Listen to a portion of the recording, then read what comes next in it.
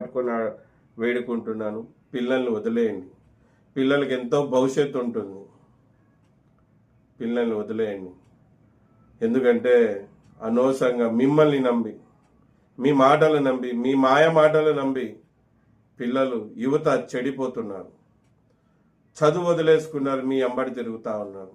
పనులు వదిలేసుకున్నారు, మీ అంబడి తిరుగుతూ ఉన్నారు. వాళ్ళు ఎలాగా బతుకుతారు?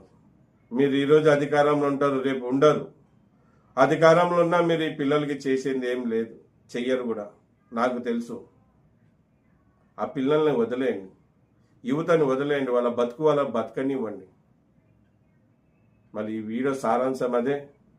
పిల్లలు యువత చెడిపోతున్నారు, పక్కదారి పడుతున్నారు, బాధ కలుగుతుంది. చాలా దగ్గర అనవసరంగా ఒకరొకరు కొట్టుకొని తిట్టుకుంటున్నారు, చంపుకుంటున్నారు, ఆఖరికి ప్రాణాలకు సైతం తీసుకుంటున్నారు. మళ్ళీ దీన్ని ఆపుకోవాల్సిందే, దీన్ని ఆపాల్సిందే. యువత తల్లిదండ్రులంతా కూడా దీన్ని అడ్డుకట్టేయాలి, లేకుంటే మన పిల్లలు మనకు దక్కరు.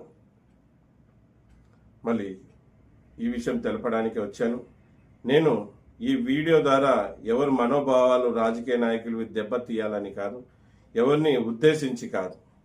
పిల్లల్ని, యువతని కాపాడు.